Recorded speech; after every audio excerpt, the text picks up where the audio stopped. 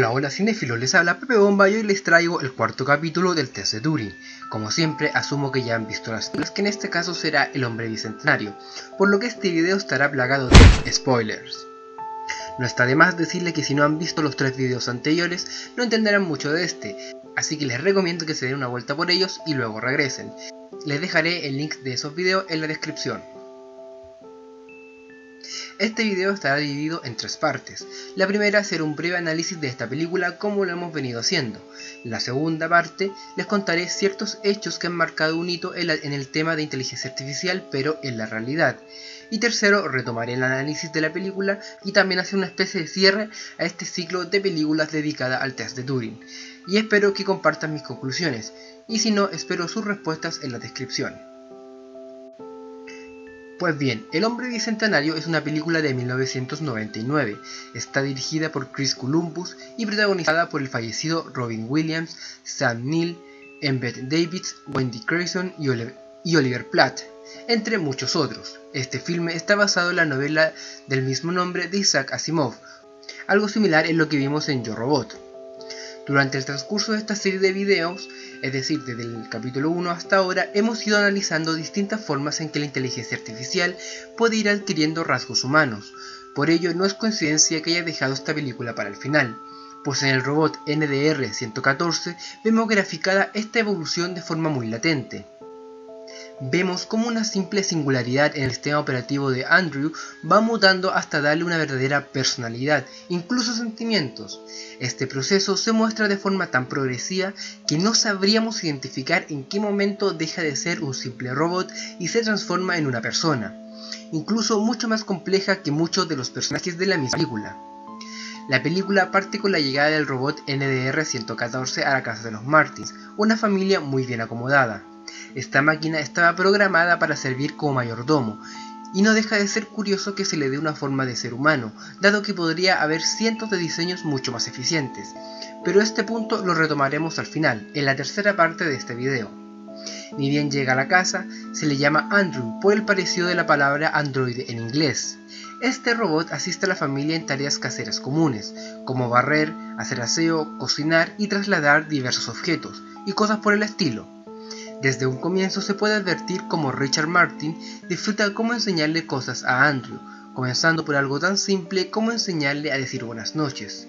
Sin embargo, su esposa e hija mayor sienten un rechazo hacia esta máquina con forma humanoide. Posteriormente, Andrew talla un caballo de madera para la damita Amanda Martin, la hija menor de la familia Martin. Lo curioso de esta parte es que el diseño lo extrajo enteramente de su cabeza, desde su imaginación, lo cual en principio parece imposible, pues al ser un robot solo podría copiarlo. ¿Por qué? Porque el haber creado algo implica creatividad, y la creatividad implica conciencia, o al menos algo muy similar. Y como si ello fuera poco, además Andrew disfrutaba mucho haciendo estas figuras de maderas.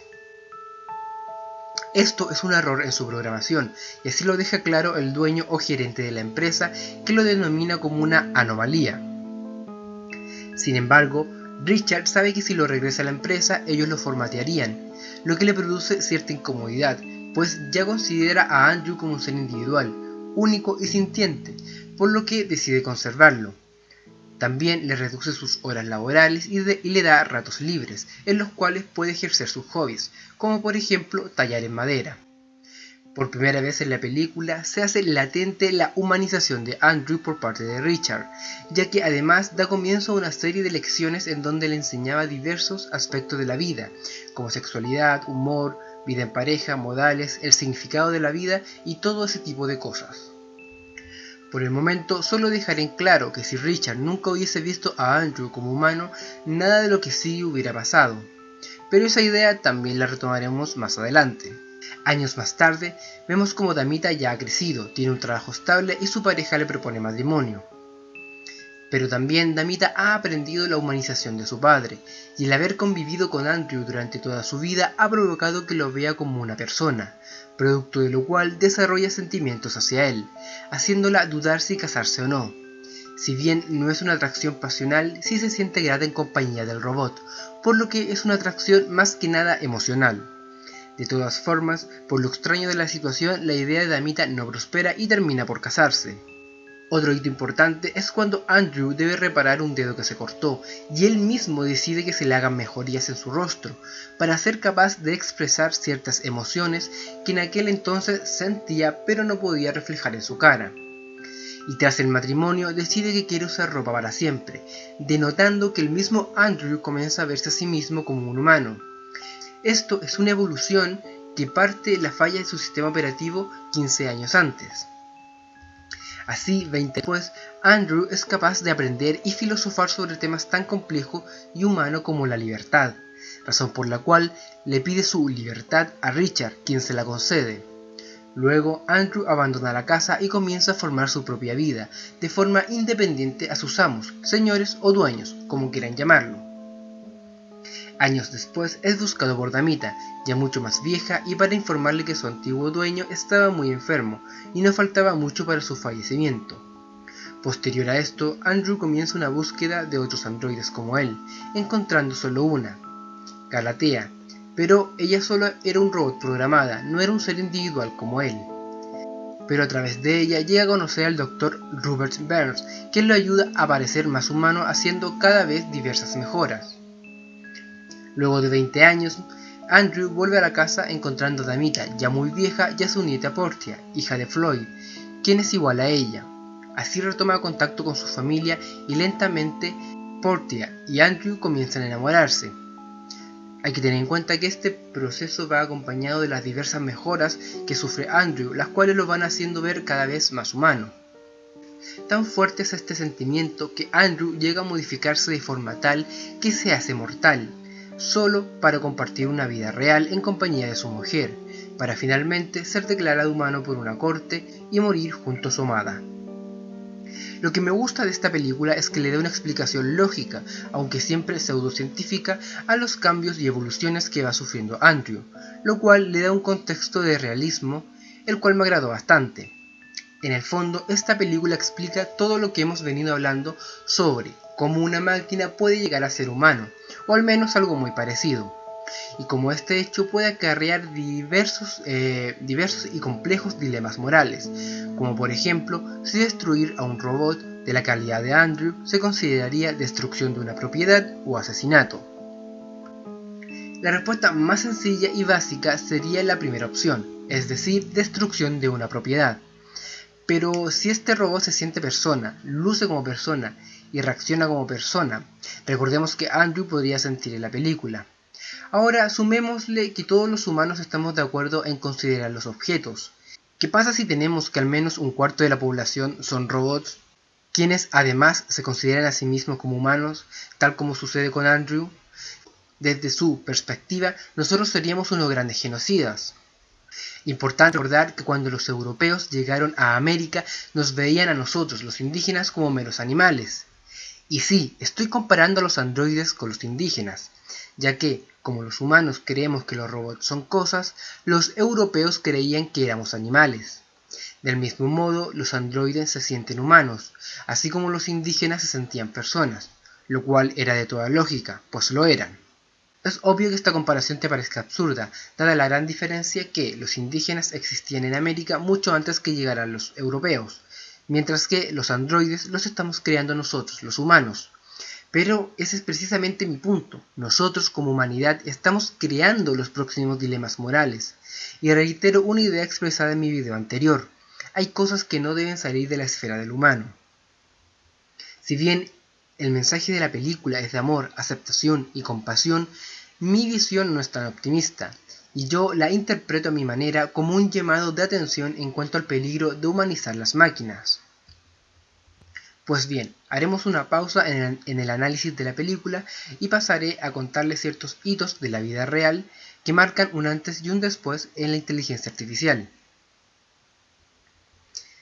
Esto a modo de evidencia para que se vayan dando cuenta que lo que hemos visto en las películas que hemos ido analizando no está tan lejos como pareciera. Como me gusta decir a mí, la ciencia ficción cada día es menos ficción y más ciencia. 1. La inteligencia artificial AlphaGo Zero, como ya dijimos en el video anterior. Pero resumiendo, esta es una inteligencia artificial que se creó para jugar al juego Go y le ganó al campeón mundial de la disciplina. Lo interesante es cómo llegó a ello. Esta inteligencia artificial jugó consigo misma, es decir, se le programaron con las reglas del juego y ella hacía una jugada al azar, y luego se ponía en el lugar del otro jugador, vale decir, del oponente, y también realizaba una jugada al azar, y así iba aprendiendo la mejor forma de ganar y la mejor forma, digamos, de evitar perder, hasta que progresivamente fue creando jugadas sumamente complejas. Es decir, la inteligencia artificial aprendió por sí sola cómo ganar. Esto está muy relacionado con los algoritmos genéticos de los cuales hablamos en el primer video, ya que nos demuestran cómo una inteligencia artificial puede aprender por sí sola, sin necesidad de la intervención de un humano. El segundo hecho es uno que a mí me impresionó mucho, y este es Sunspring. Este es un cortometraje creado por una inteligencia artificial, así como lo oyes. Esto en 2016 como parte de un experimento inspirado por los logros de DeepMind y AlphaGo. Esta inteligencia artificial se llama Jetson y se creó ingresando cientos de guiones de películas de ciencia ficción y de televisión. Jetson tuvo la capacidad de incorporar incluso algunas directrices sobre el escenario y las conducciones para grabar algunas escenas. Dejó claro que lo que Jetson creó fue el guión con los diálogos, la música y ciertos aspectos gráficos como los colores y las vestimentas, aunque debo decir que los diálogos se sienten algo fragmentados. Sin embargo, sin saber que fue creada por una inteligencia artificial, cualquiera diría que fue escrita por un niño de 10 años o algo por el estilo. Es decir, que hay cierto nivel de inteligencia y creatividad humana en el guión, y además hay que recordar que se trata de un primer intento, por lo que nada impide que pueda seguir avanzando y perfeccionándose. El tercer punto es algo a lo que hacíamos referencia en el video pasado, y estos son los autos automáticos de Tesla y Google. Aunque los autos automáticos, como los vimos en Yo Robot, aún están lejos de ser reales, hoy vemos un germen de ello. Por ejemplo, los autos de Tesla, los cuales pueden manejarse por sí solos, detectando autos alrededor y la presencia de personas en la calle. Sin embargo, no distinguen las señales de tránsito, por lo que no fueron creados para encargarles el 100% de la conducción. Y, según la misma empresa lo ha declarado, estos autos fueron pensados para la comodidad del conductor, quien no puede ni debe desatender la conducción y las condiciones del camino. Aunque por otro lado, aparentemente los autos creados por Google sí pueden leer las señales de tránsito. Pero desconozco si estos autos de Google ya están a la venta oficialmente o solo son un prototipo. Pero el punto es que ya existen. El cuarto tema, a decir verdad, no está tan relacionado con la inteligencia artificial, pero sí me llamó mucho la atención, el cómo una inteligencia artificial o un sistema operativo puede leer conductas humanas, ya que al leer, analizar, entender una conducta humana, eventualmente podría replicarla, y me refiero a las redes sociales que detectan la depresión. Así, en Estados Unidos se ha implementado un sistema operativo que analiza frases, fotos, me gusta y cosas compartidas para detectar patrones depresivos en Facebook. Algo similar se ha utilizado en Instagram. Y el quinto punto hace referencia a los límites de lo humano y lo artificial, los cuales son cada vez más difusos. Si antes causaban controversia en las prótesis, hoy en día eso ya queda atrás, porque ya existe un verdadero cyborg humano. Este es Neil Harrison, no sé cómo se pronuncia bien, quien utiliza una máquina que está conectada directamente a su cerebro para distinguir los colores, ya que es daltónico de nacimiento. Esta máquina emite ciertas vibraciones según cada color, así logra diferenciarlos. De cierta forma, Neil oye o siente los colores en vez de verlos. Así vemos como la tecnología permite que nuestro cerebro perciba la realidad de una forma distinta, ya que nuestro cerebro lo que hace es ver los colores y escuchar la música, pero a través de esta tecnología vemos cómo se puede de cierta forma escuchar los colores y eventualmente se podría ver la música. Si no me creen, o piensan que lo estoy inventando todo, en la descripción del video les dejaré diversos links con noticias o reportajes sobre estos temas. O incluso hay algunos links de las páginas oficiales en el caso de los autos automáticos, para que lo puedan corroborar. Ahora sí, volvemos al análisis de la película y hacer un cierre a esta serie de videos. Para esto me centraré en el origen de todos los problemas, en el mayor riesgo que existe para la humanidad, el planeta Tierra y todos los seres vivos que lo habitan, esto es, los mismos humanos. Retomando la película, Floyd, el hijo de Damita, y Grace Martin, la hija mayor de Richard, representan el lado más odioso y desagradable de nosotros como humanos, ellos quienes sienten un desprecio por Andrew a pesar de ser un robot. No entraré en detalle del porqué de ello, dado que no es significativo para mi análisis, pero ello refleja más de esos personajes que sobre la inteligencia artificial en sí misma. Hay un refrán o un pensamiento que dice que nuestra personalidad o nuestro verdadero yo no se reflejan en cómo tratamos a los demás, sino más bien en cómo tratamos a nuestros inferiores. Hoy en día lo podemos ver reflejado en los trabajos, en cómo los jefes tratan a sus empleados, pero en otras épocas era la esclavitud, puesto que los esclavos eran vistos como objetos y animales, es decir, ocupaban el lugar que ocupaba Andrew en la película. Y si bien ello era normalizado en aquella época, no implicaba necesariamente que los tratasen mal, o que los humillasen, o que los maltratasen. Lo que quiero decir es que cuando las personas tratan mal a sus inferiores, ya sea un esclavo, un animal, un empleado, refleja una personalidad agresiva, pobre espiritualmente, y que intentan demostrar superioridad debido a un sentimiento de inferioridad que los aqueja. En el fondo, y para ser más claro, quiero decir que, aunque asumiéramos que los robots o la inteligencia artificiales o los androides son meros objetos sin ningún ápice de sentimiento y tuviesen una forma humanoide como Andrew y los tratásemos mal, aún así estaría errado, ya que si bien este hecho no dañaría a los robots que nos sienten, sí dice mucho de nosotros como personas. Sí revelaría una pobreza espiritual y una necesidad de destrucción.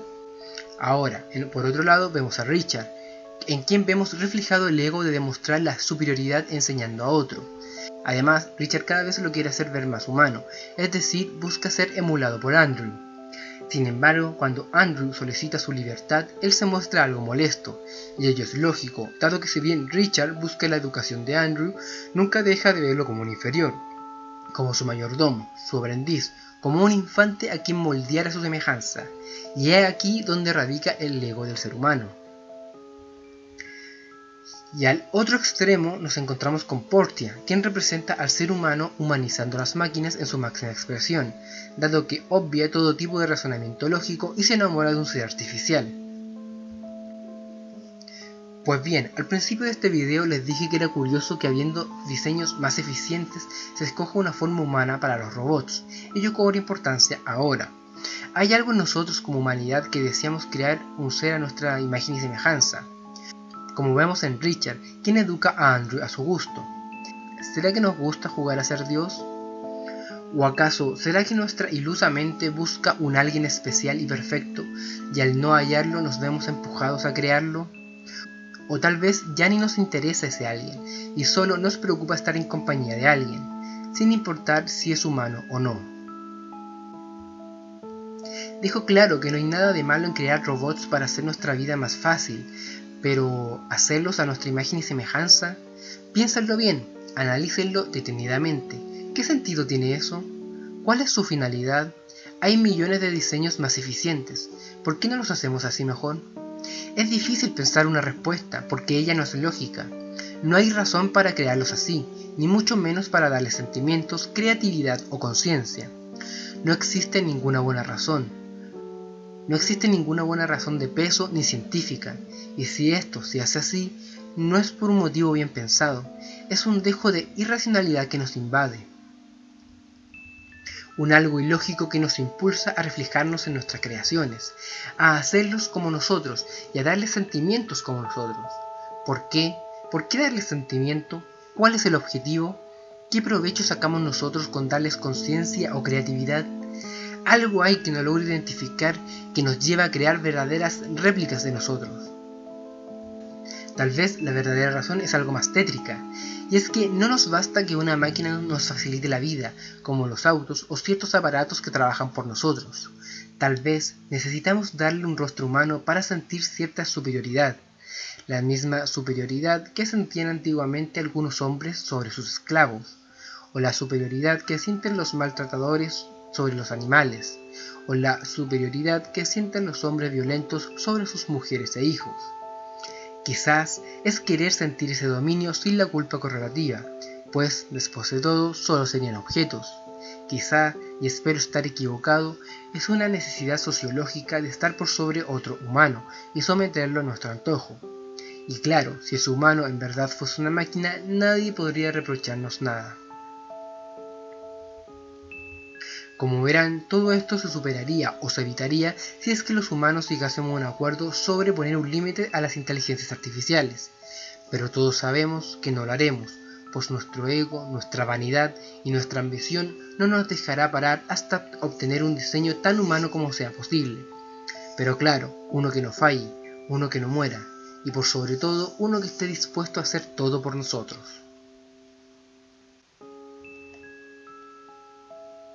Bueno, cinéfilos, por el momento este es el capítulo final de la serie El Test de Turing, y digo por el momento porque nada impide que en el futuro haga otro video sobre este tema, así que si tienen alguna sugerencia, háganmelo saber en los comentarios.